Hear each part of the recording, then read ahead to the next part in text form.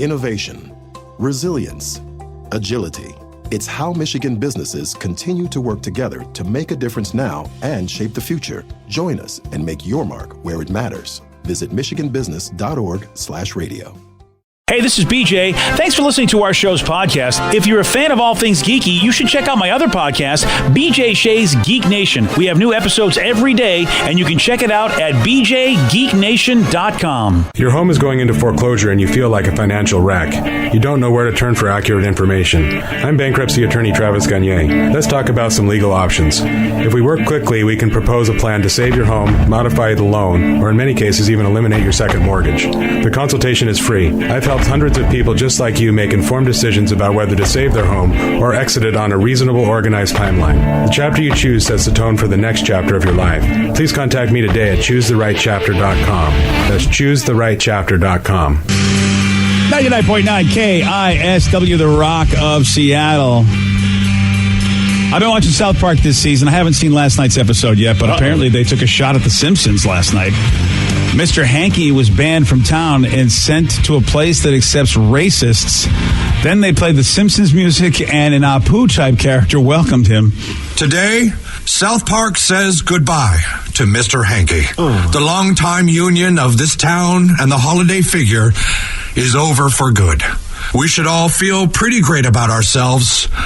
Give ourselves a little nice pat on the back as we as a society continue to try and sweep away all the poop.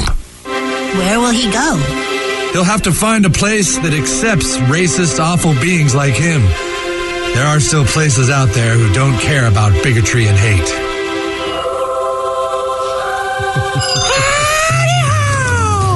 Cool, man. Talking crap.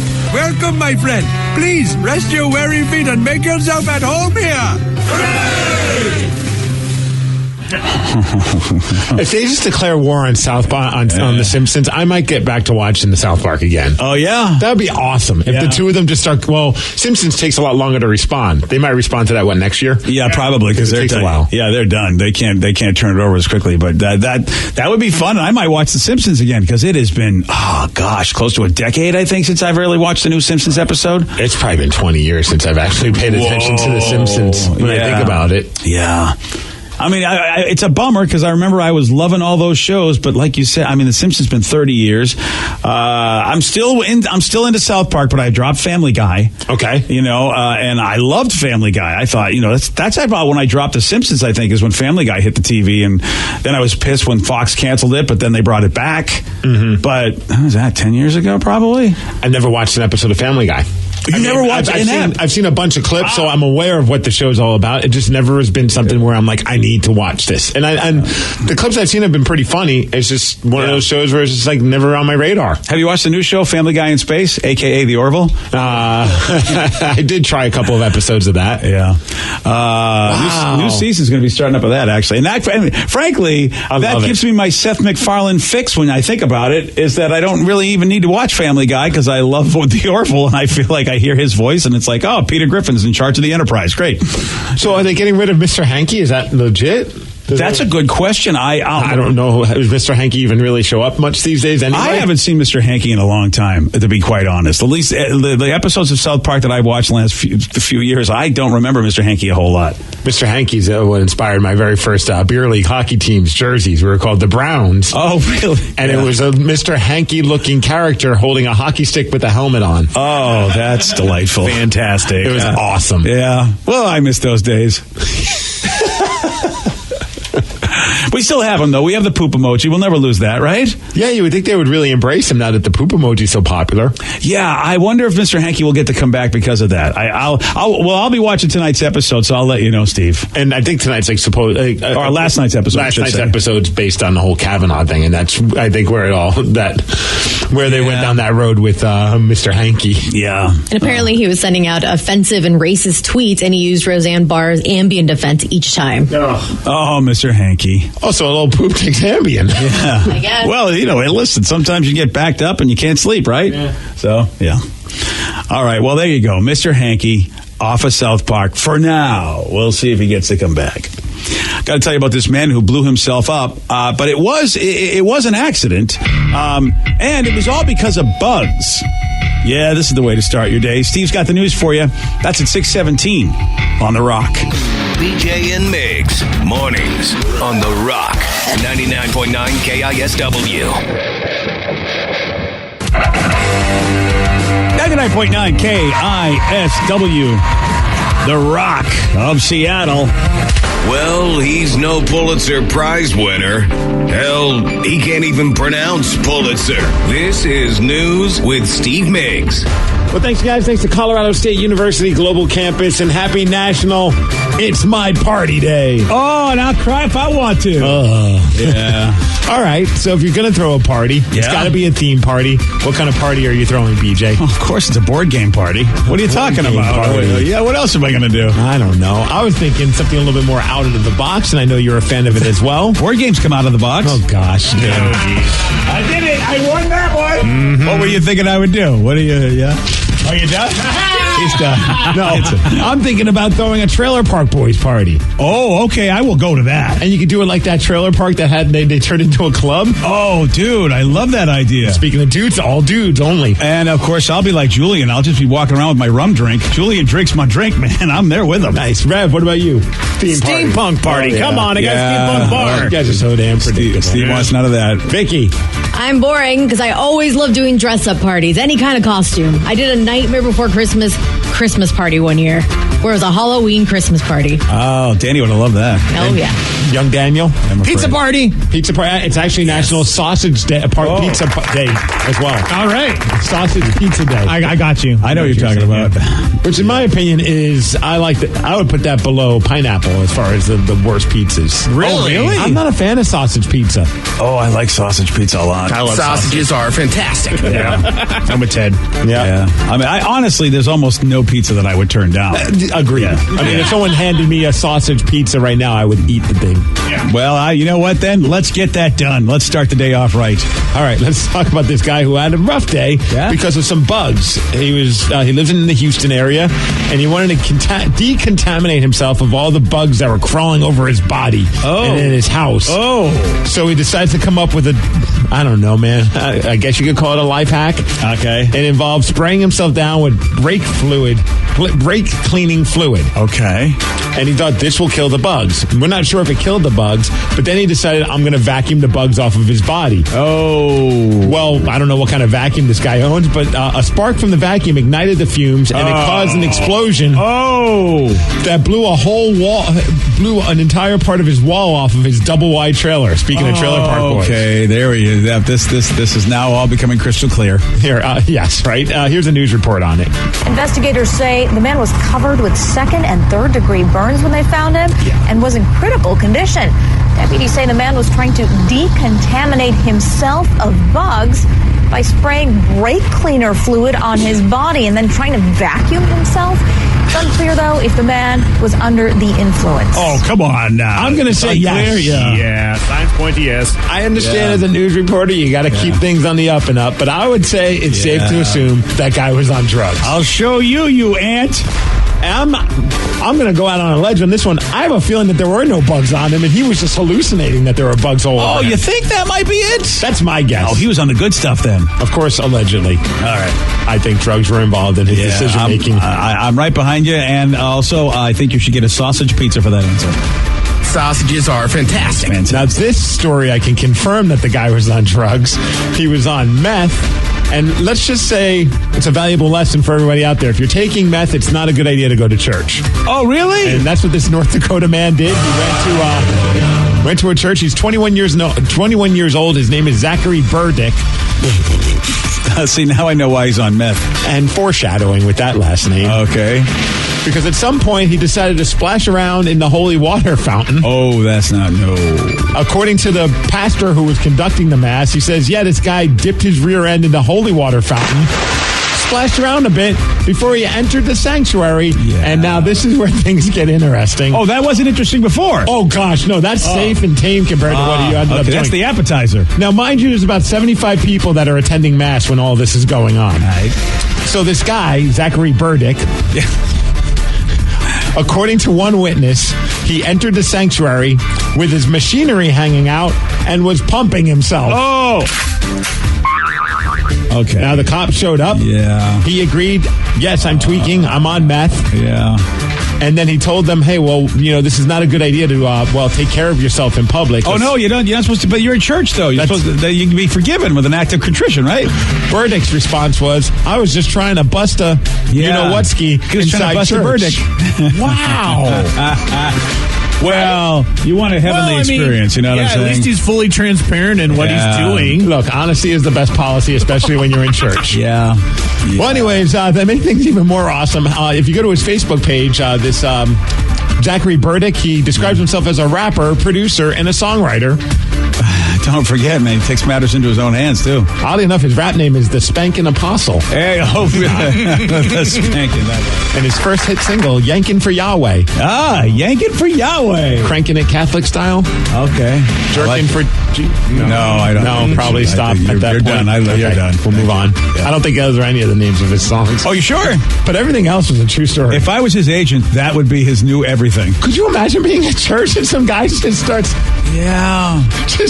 taking care of business? Well, he's close to the confessional, so he can easily go in there and go, hey, by the way, I don't know if you know, but just right now, I have sinned. How long has it been since your last sin? About 20 seconds there, Father. Something must be in the air, because let's go now to Russia, where there's just this video that's spreading virally of a guy who's passed out, wasted, pretty much naked, while riding a donkey. Oh, there we go. Have you seen the video, BJ? What's going on? Bro, I want to. This is the greatest video ever. All of a sudden, just watch, and we have it on the KSW page. Oh, there he is. He's wearing nothing but, it looks like a sailor's cap and underwear. Oh, yeah. And he's just out cold on the donkey. That's my kind of party right there. One of the female guards tried to keep up with the donkey. Yeah. And I guess you could hear her just in a fit of laughter as she's trying to catch this guy. Poor donkey. Yeah, I know. But the donkey low looks like he's doing okay. In the world of sports, of course, the Seahawks are off to London to take on the Raiders this weekend on Sunday. See Blitz? No, I didn't see I Blitz. saw the video. Blitz was invading London, just bothering everybody. Oh, that's awesome. Yeah, it was really cool. Did Boom get to go too? I didn't see Boom. Maybe he's too little to travel that far. I don't know. But Blitz was there. I saw Dwayne Brown was going, but of course you expect one of your offensive linemen to show up. Yeah. Oh, I'm glad Dwayne decided to go. I wasn't sure. Yeah, so Blitz was hanging out with all the Englanders, all the Brits. Now there's some rumors that the NFL, they've been playing games in London for 11 years. Of course, like I mentioned, the Hawks are taking on the Raiders. I think it's at 10 a.m. on Sunday. You can watch that game. But there's talks of possibly the Jacksonville Jaguars being moved to London permanently. Now, these are just rumors, but the owner of the Jacksonville Jaguars is in the process of buying London's Wembley Stadium. Ooh. He owns a soccer team there. Oh, one of his former employees says, I've heard him talk about it. They're definitely going to be moving there. But the owner, this guy Shahid Khan, says, no, that's not the case. We're not leaving. I'm committed to keeping the Jags in Jacksonville. But, hey, man, I think people have heard that before here in Seattle when it comes to I'm committed to keeping a team in this area. Well, if the rumor's true, he's going to need at least the support of 24 of the 32 owners, and who knows if he'll be able to get that. But the Jaguars have a 3-2 record in all the games that they've played in London. So, all right, there you go. All right, hello. Would you like to see a little football? But the most important sports story of the day, it's pig races, baby. Oh, Maris that's right. Farms. This little Miggy, the pig named after me, is just dominating in the pig races, guys. Nice. Shout out to Steve from Maris Farms. He put out a press release saying that this little Miggy hogged all the attention this weekend. Little Miggy. After exploding with 6 victories, including the first leg of the Triple Pig Crown Series, the Pig-Tucky Derby. This little Miggy has 8 wins overall. Dang. Double the win total of second-place pigs. Yeah, but, dude, it's not easy to win the Pig Triple Crown. Okay? I'm on it, man. Okay, little Miggy, all I'm saying is, you know what, make sure you train properly and give him a lot of rest. The Pig Triple Crown is not easy to do. Well, 1 of 3 down. All right. Well, that's right. The Pig-Tucky Derby taken care of. Good job with the Pig-Tucky Derby. You must be proud. I'm very proud. Yeah. Thank you, this little Miggy. You made my morning. This little Miggy's still kicking it. Oh, I hope so. Otherwise, they're going to have some bacon, huh? Well, I mean, at some point. Oh, boy. As far as weather, 62 degrees and sunny, and thank you, Washington State Lottery, for giving us news and sports. All right, man. I was doing radio in Jacksonville in the inaugural season for the Jacksonville Jaguars, so it's a bummer if they lose that team, but it's a smaller city, so I wonder if they're having attendance issues, or maybe it's a ploy to get a new stadium. I don't know. Yeah, I don't. Do you ever foresee a team being in London? I don't. And I think it's too far to go for everybody. I don't even understand why they have these games there. I mean, it seems like a colossal pain in the ass for the teams to have to go all the way to London to go play a game. But I feel like it's because they want a team there. I guess money motivated. But I feel like that's what they want. I just don't know how the hell they pull that off. That is a beating for every team that would be in their division, unless they're trying to do a European football league that would then meet us. Maybe there'd be the Super Bowl, then the Super Bowl. I don't know. Yeah, but I mean, is that going to be a high quality league? I know.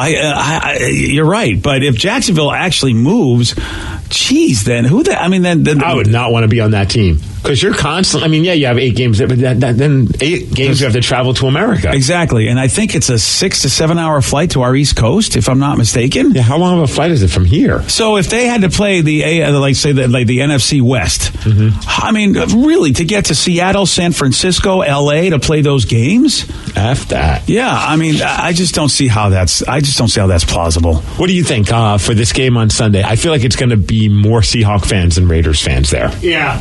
I just get that vibe. Yeah, I would. I think you may be right about that. Yeah, I mean, I know a lot of people that are heading there. I've seen even a bunch of friends on Facebook posting at the airport off to London. Because Seattle and London, I feel like there's a lot of similarities. I feel like a lot of Londonians come here if they come to America. Like they love to live in Seattle. So I think you may be right about that. And if you're taking a direct flight from here to London, it is 9 hours and 20 minutes. From here? Yes, Gosh. you do direct. Yeah. Oh, okay. So it's a 9 hour flight. Then it takes us about 4 hours to go to Boston. So it's about a 5 hour flight, I bet. Assuming you don't have too crazy of layovers. Because when I went, I had a 12-hour layover in Boston. Oh, yeah. Sucked. That's 9 hours. I mean, it's like a Friday afternoon commute to Olympia. Yeah, really. That's all it is. Really, you can do 9 hours. Traffic. Yeah. And then 9 hours. And then imagine the extra 8 hours that you lose because you're going forward in time. That's a good point. Ooh. Yeah. So oh, it's spooky, Steve? Yes. The jet lag would be a beating, especially on the other end. Really, coming from England to go to any place in the States, that jet lag will be a beating. It's an 8 hour fling. You know, if you're a London football player trying to play against Seattle, at CenturyLink Field, you'd be like 8 hours jet lagged. I mean, it's gonna be fun to watch the game on Sunday, but I couldn't even imagine being a player. Like, this is cool. We're going to London. Yeah. I don't know. They might. I mean, maybe they will dig that. At least their flights are comfortable. Yeah, if they've never been to London, just like, the whole idea to visit that city could be fun, but to play football, oof. But you're not going to be a tourist. No. I mean, you're leaving, they left yesterday, so they're getting there today. Yeah. They're going to be doing practice crap. Practice crap? That's what they call it, right? Yeah. Pete Carroll's practice crap. I hope that Pete gives them at least a little time to hang out and have fun in the city. Well, I bet you can find somewhere to go to eat dinner. Yeah. Yeah, and at that point, I mean, are you really seeing the city, or are you just going to a restaurant, which is like, oh, hello, I'm your waiter. Here's your food. That's about all you get, right? I mean, so as far as like the culture. Oh, somebody has a very good question. I don't know if, Danny, you can grab that audio of that Spanish announcer speaking of football that did the field goal. Oh, right. Call where the Giants lost right at the end of the game. Somebody wanted to know if Vicky can tell us what the announcer said in Spanish since Vicky's back today. Oh yeah, Vicky's back. Yeah, this was an epic call. The Giants game, and who are they playing? The Giants and Panthers. Panthers, yes. Giants and Panthers. Down game. to the last second, a field goal by Gano. Yeah, and win the game and crushing all the New York Giants fans. Yeah. So what is he saying here, Vic? Le ha sobrado distancia, le van a servir. Tiene altura, tiene profundidad, va a llegar.